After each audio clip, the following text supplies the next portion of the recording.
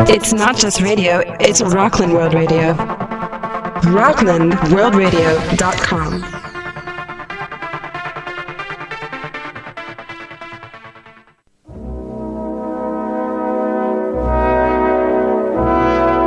Welcome to Lighten Up, a show about bringing more love, light, and joy into your life, and archived on the Lighten Up program page. Please join us in the chat room by clicking on the chat room icon located on the left-hand side of our menu bar. Now the host of Lighten Up, Isabel Merians.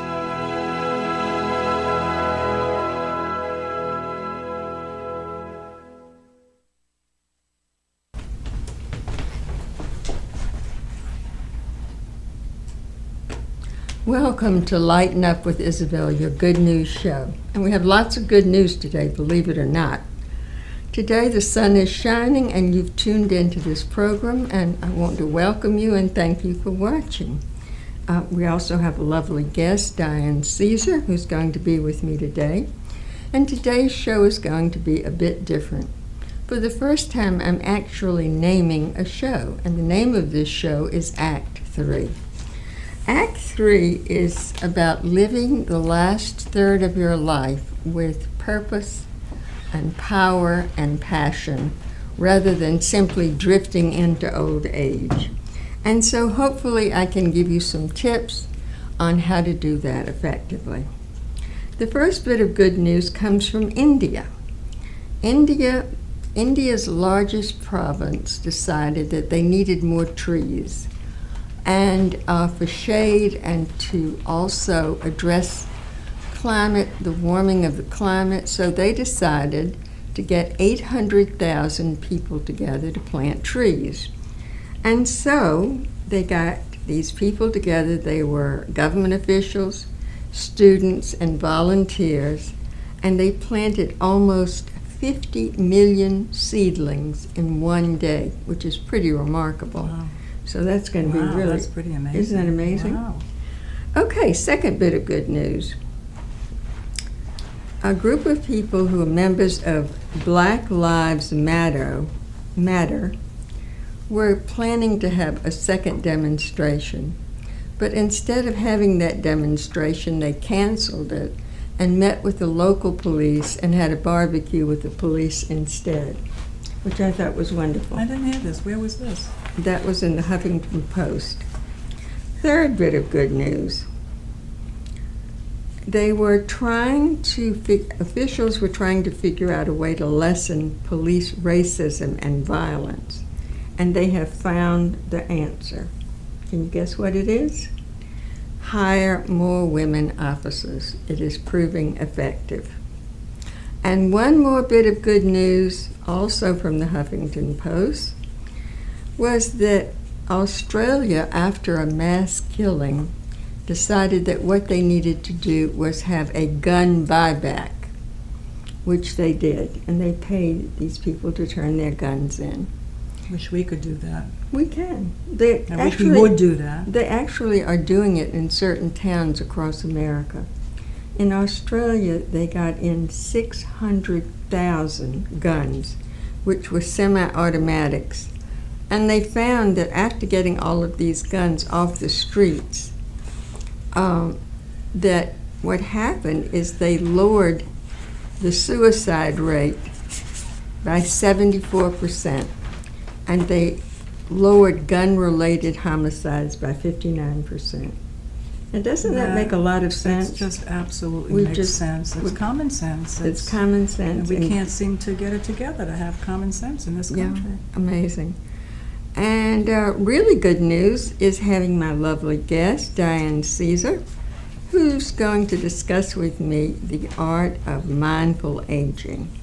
Welcome, Diane, and thank you for joining me today. Oh, Isabel, it's always a delight to be with you. Thank you for inviting me. Diane has a master's in health, business administration, and concentration in healthcare. And for years you've worked at Englewood Hospital. You've had a long career in healthcare in several different organizations, but the last one was Englewood Hospital in Englewood, New Jersey. And I know that when you retired, you told me you always worked. You're one of those I gals always that worked. know what work is about. Right. And you manage people, and you're very effective at that. Well, thank And you. yet, as soon as you retired, you started looking around because you wanted Act 3 to be meaningful and wonderful for you. Absolutely. When you're a busy person, you know, I relaxed for a little bit. I enjoyed the freedom of not having schedules. Which is wonderful. But then I said, "This is too much freedom. I really need Too to much. really need to get back in the saddle there and start looking for interesting things to do." And So I first- did. And you started out mentoring young girls, was that? I mentored teenage moms at a place called Zoe's Place, and that worked out for a while, and it was very rewarding. Actually, some of the young women that I mentored are still in touch with me via LinkedIn and via the social media. Oh, lovely. So it's nice to see, To hear. you know, where they landed and, you know, what How they're they're doing progressing. now. Yeah. Absolutely. Well, that was lovely. Yeah. And then after that, you moved Well, on. yeah, I did. I did that for a while, and concurrently with the mentoring, I volunteered at the Jewish home in Rockley. When I went there to apply for volunteerism, I met a wonderful woman who has mentored me in the volunteer world in some ways. Nice. So it was really a wonderful Now, experience there. And what did you do there? Well, first at Rockley, which is a skilled nursing facility, I worked with the residents with arts and crafts. Oh, really? And something that they really loved. So the volunteers would go up to the floors and bring the residents down to the activities room. And there was a lovely woman who was the activities coordinator, always had some nice projects for them to do. And so I would help the residents with those arts and crafts projects. And then once or twice a year, they would have a crafts festival to raise funds. So the residents' artwork and all the crafts that they made would be, For you know, sale? for sale at these crafts fairs. And it what was did wonderful. what did they use the money for? I think for different activities, and sometimes they went on some trips. They did nice. shopping expeditions. Oh, nice. Sometimes we went with the residents. They would select a place that was wheelchair accessible and, you know, walker accessible. And then there would be a restaurant in the same place. That would be like one-stop shopping. So we would go with the residents and help them shop. And then, you know, help them pay for their purchases, and then go someplace for lunch. It was always nice. That's wonderful. Now, are you doing that still? After a while, I got a little bit. The population changed Sure. at the Jewish home, and I found the residents becoming less interactive and less engageable. So I spoke to this lovely woman, who then suggested that I go and work at the assisted living, the Jewish home assisted living. Which And is where is that and that's located? in Rivervale, New Jersey, and it's 2 or 3 towns away from the skilled nursing facility. So she took me there and introduced me to the director of volunteers there. And the interesting thing is we've all become friends. That's So lovely. that has been just a wonderful side benefit of, you know, venturing out and going Yes. into a different world. Absolutely, You know? absolutely.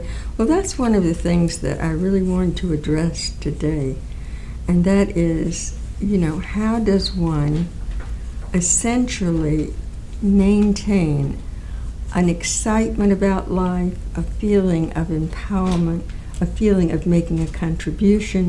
I think this is really important, and I actually made myself a few notes here, so if you'll bear with me a minute. Sure.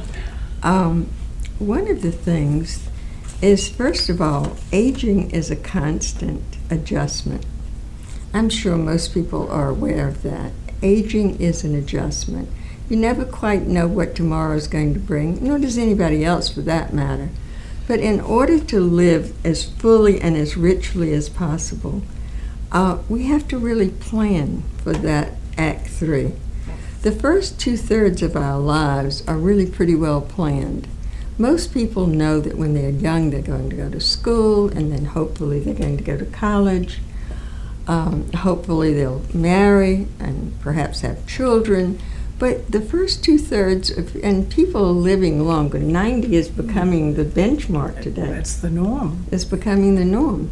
So anyone 60 or over really needs to think about how do they want to make Act 3.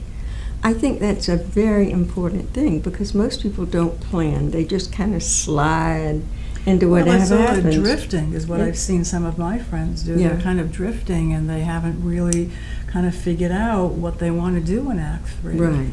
Well, this is really important. And so, and history for thousands of years, literally, honored the elderly. They were a vital part of the community.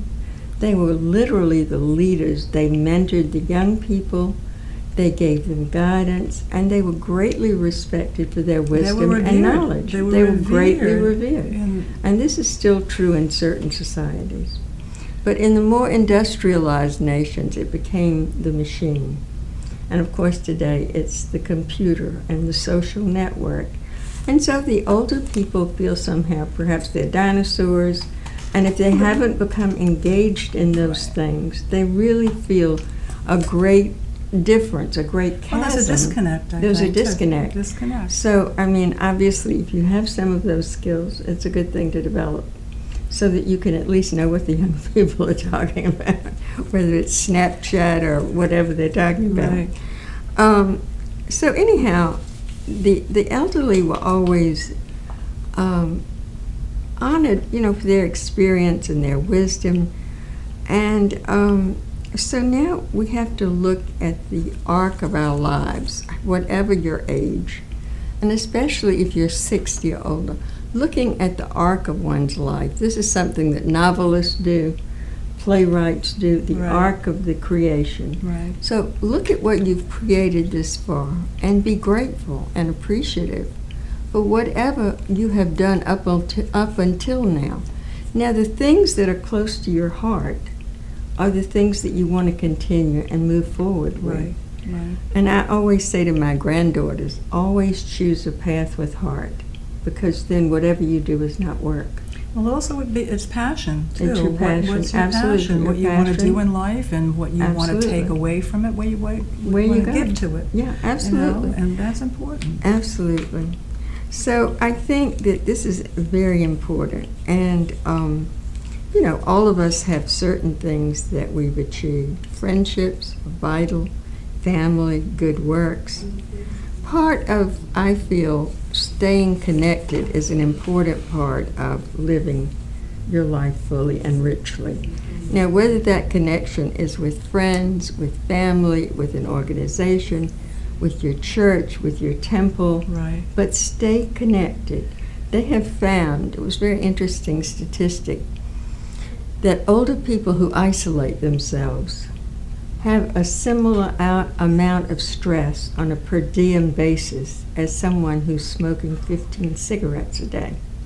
So they made that correlation. Wow, that's interesting. It's interesting. So in other words, without the contact, without the occasional hug or the touch or Right. whatever the connectedness means to you, it literally is unhealthy for you. So I found that since I've retired, that connectedness is important, not only with my friends, Mhm. and also as we age, the history with friends is important. Absolutely. So keeping those long-term Term. friendships become more important as Absolutely. we age. And then also the history we have with our siblings. Absolutely. That's another really important connection And as also well. exploring different things. I have this thing with my brother. We've made this pact.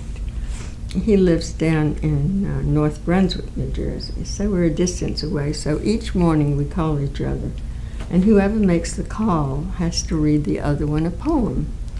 And so That's a nice pact. it's very lovely because we're exploring the poems are almost like old friends. And it's a very joyous thing to do.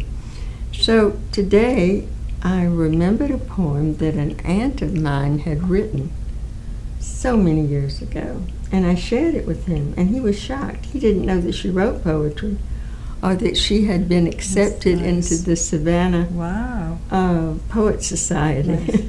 So, these things, just by following one thread, you never know what's around the corner. And it was But really he was lovely. happily surprised, wasn't he? He was very delighted. He said, I never knew that was in her heart. And that's something.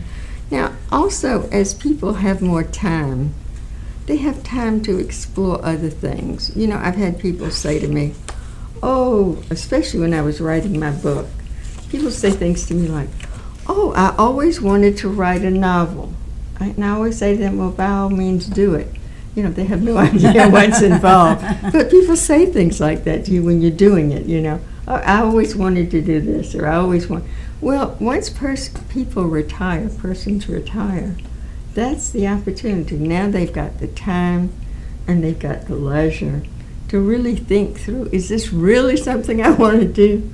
Well, they need to explore it and how, what's involved with that, because it sounds good coming out of the mouth, but how do you start? How do you write a book? How do you begin? Well, obviously you have to have an outline. There you go. And you have to have chapters, and you have to, you have to have something to say. You have to have something to say, and you have to feel very passionate, because otherwise, why start it? It's too much work. It's too much work. Yeah. The other thing is, in finding something new, find something challenging.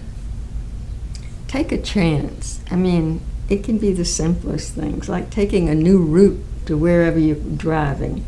It can be trying to write with your other hand, which is have you ever tried that? I have. Yeah, it's fascinating. It's very difficult.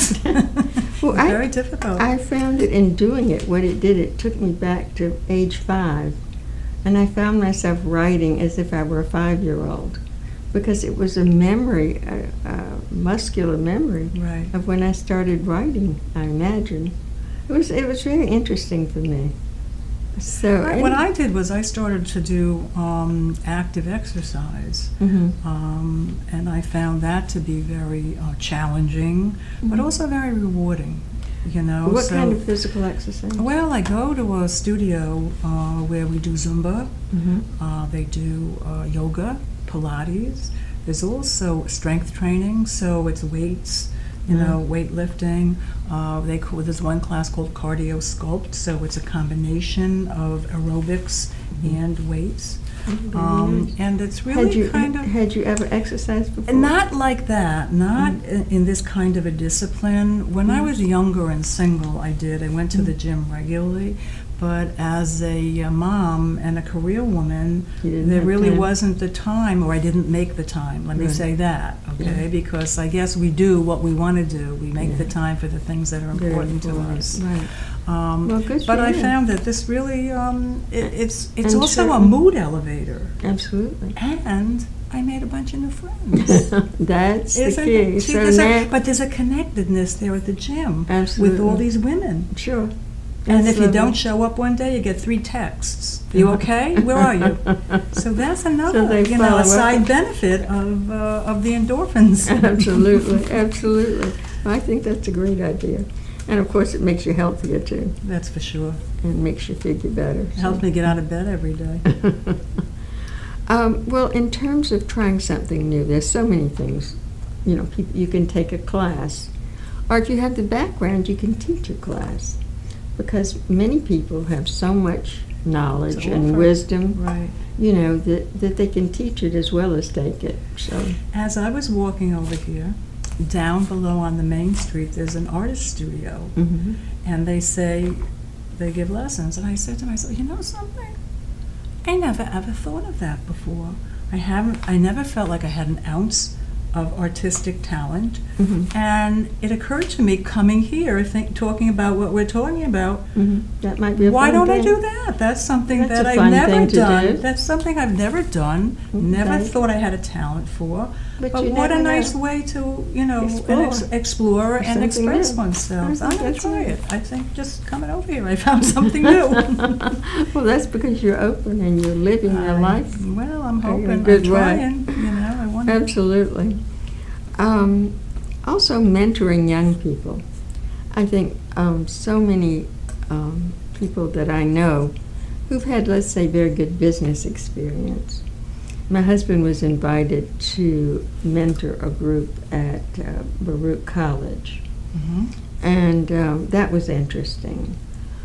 He also did a lot of consulting when he retired or sold his business, and all of these things were like another adventure. So I think the important thing is always to be open and always be willing to say yes. Too many people say no before they really, really think it through. That's great advice. Just think about the yes word. Yeah, we have an automatic response sometimes to things rather than just kind of saying, wait a minute, maybe that's a good idea. And become what I call a myth buster. Because, people say, oh, at my age, I couldn't possibly do this, this, or this. And the truth is that that's a myth. I checked on who was the oldest person ever to start a radio show. And it was really interesting because it turned out to be someone who had a long history in show business, and it was easy enough for her segueing in. Right. But it turned out to be Betty White, who had a big career. Right. She's done many, many things. And she's still doing them. And she was 88 at the time she started the radio show. No kidding. I didn't know So that. my feeling is, it's just an age. There's a gentleman that I know who's really lovely. I think he's now 96. He works out with a trainer 2 hours a day. What? Yes. 2 hours a day? Yes. And I think about 10 years ago, when he was a mere 86, he got involved in starting a new business, and it's doing great. And everybody loves this guy. And he's really a wonderful role model, I think. His name is Sam Schwartz. And here's to you, Sam, if you're listening. Yeah, really. I'll drink to that. I think he's 96 Wow, now. that's Still amazing. plays golf, still plays bridge, and is living his life fully and with passion. And the sweetest, nicest guy you could ever meet. So nice. Really wonderful. I'd love to meet him. Yeah, he's great. Also, one thing that people might think about is becoming active in a political party, if they're so inclined, because political parties are always looking for people. Or to volunteer. I mean, there's so many volunteers needed, and you know this. Well, they do have these literacy programs where a lot of the seniors are teaching young children how to read, and also some of the immigrants, Right. the parents of some of these children. So there are all those programs that are A gazillion. looking at, a gazillion is right, yeah. looking for people Now to tell do me that. what you're doing with the programs that you're doing now for the homes. Right now, I'm at the Jewish Home Assisted Living, and I love it. It is so rewarding in so many levels. And what do you do for them? What I do is what they want. They ask me to do things. I first started reading the newspaper, different columns and different articles from the New York Times or the local Bergen Record, and that morphed into, would you read us short stories? Oh, nice. Oh, sure. So one of the residents, who is now 94, waltzed in one day with a book of Guy de Maupassant stories. Oh, wow. We cool. went through the whole book Wow. of Guy de Maupassant Oh, stories. that's it. Then one of the other residents, who was 97, could we do poetry? Would you read poetry to us? Oh, I nice. said, I would be delighted. This is your home. I'm a guest in your home, so I'll do whatever you want. That's lovely. So I read that. Now we've morphed into jokes. I get all these wonderful things across the internet about aging and different things. So, I always pepper some of our sessions with some of these jokes, and they just love it. Oh, that's great. The other thing that I find very rewarding and so much fun is I'll read a controversial article, Oh, and then I get them engaged. Oh, that's and smart. then That's very- you gotta hear, particularly if it's politics. So this one's going that, and the two sides are just kind of at each other in terms of, their own beliefs and the different political issues, and it is wonderful. Oh, that's a And great it's idea. just fun, and it's so engaging. They all get like very involved and engaged with That's it. this. That's you know, a it's key. great. It's a key that they be actively involved, not Right. passively. Well, that was the difference that I saw from working at the skilled nursing at Rockley versus working here at the assisted living, Well, are the because the assisted- population is different. Is healthier? Yes, perhaps? it's a That makes a healthier big population. difference. That makes a big difference. Right. Well, they have a lot of programs. They have their own little apartments, so they're semi on their own. But there's a lot of trips. Right. They do. They just get in a little van and take sightseeing trips right up to this area, into Lovely. Nyack, Oh, that's up the lovely. Hudson River. Lovely. They go to museums. They go to plays. They do all kinds of things. that's It's great. amazing. It's But just I think the wonderful. fact that you can engage them, I think that is key. That is really It's so key. much fun too, and And they're so I- bright. Oh, yeah. They're all, this woman, 97, she recited from memory Mm-hmm. Annabelle Lee, the Oh. poem. It was Then- many and many a year ago when the Yeah, Kingdom Brothers let's said. see, yeah. That's And then wonderful. one of them was recite the charge of the Light Brigade. Uh-huh. It's just, I just love it. Well, how and you know what? often do you go down? I go once a week. Once a and week. then after the reading portion, I do music. Oh, wow. Yeah, I play different kinds of music for them. And one day I said, "What would you like to hear?" Somebody screamed out, "The Beatles!" And it was amazing. Uh-huh. I brought the Beatles in, because it's usually opera and classical and show tunes. And so I brought in the Beatles, and everyone started dancing. Oh. They were dancing in their seats, and they were holding on to their walkers. And then one man was a new resident who was a real big dancer. He was a big ballroom dancer. He started dancing with everybody. Oh, how sweet. It was wonderful. Oh, It was so sweet. It sounds great. Yeah. Well, music is really fascinating in that I had once heard that even people who have Alzheimer's, that music is the last thing that they remember. They break through. It's like a breakthrough for them, and that they can join in, even though they might not be able to have a conversation. Right. They can sing. Well, Which it's is kind of a amazing. universal language. Yes. And also there's this whole theory, there's music theory out there that helps people who have mental disabilities and dementia and other, maybe mental retardation. So there are programs Yes, I agree. that deal with that as well. So Well, that music sounds is great. wonderful. Well, let me Yeah, it's ask great. this. Now, when you read, let's say you read a short story, Mhm. do you engage them then in a discussion afterwards? Yeah, absolutely. And get their Yes. take on it Yes. and see. Absolutely. Because, as I said, the active engagement is really the key. And the other thing is, too, they'll pick up things that somebody else didn't pick up, Everyone Right. has their own perspective. Right. The other thing that I do is I lead the monthly book club. Oh, We have a nice. book club at the assisted living facility. Uh-huh. And we have a committee that selects the books. We take a look at some of the books that the seniors around the country are reading, and we pick them and we ask them for input. And then what I do is, not everybody who comes to the session has read the book. Some of Right. them have vision issues, but they like to participate or just listen. So do you So do I- like a synopsis I of the do, book? exactly. I go online and I look up a lot of different things about the book so we can have a meaningful discussion. So what I Right. do is I read a summary of the book. Right. And then the people who have read the book, I go around and ask them to discuss what their thought was. Did they like the book? Why did they like it? Why didn't they like it? What did they like about it? Etc. Had they ever read anything by that author before? So this is, engagement. And then they all want us to talk.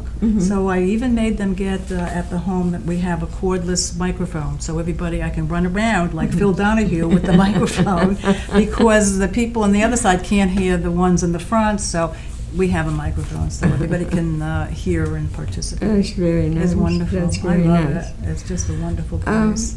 One thing I read recently that I thought was quite compelling, Carl Jung, the brilliant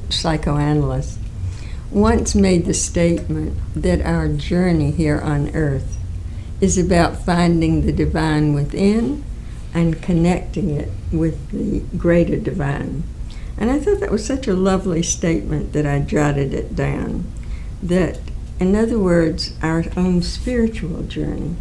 And so I want to say that for those people who are so inclined, if you have the time, that might be also another adventure, a spiritual adventure, which you may not have considered before now. So anyhow, I really feel that the importance of aging gracefully and aging with purpose and power could be a very joyful thing.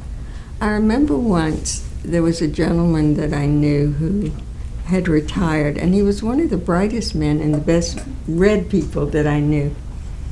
And he retired, and I saw him the following weekend, and he looked at me and he said, "What am I going to do on Monday?" And I was like, oh my goodness, he's in trouble. So I hope that unlike that gentleman, you will begin planning and making the rest of your life full and joyous and live it with purpose and power and passion. Thank you so much for joining us today. And Diane, thank you so much for joining me. My pleasure, It's been Isabel. a great pleasure. My It's been pleasure fun. as well. Thanks. Really fun.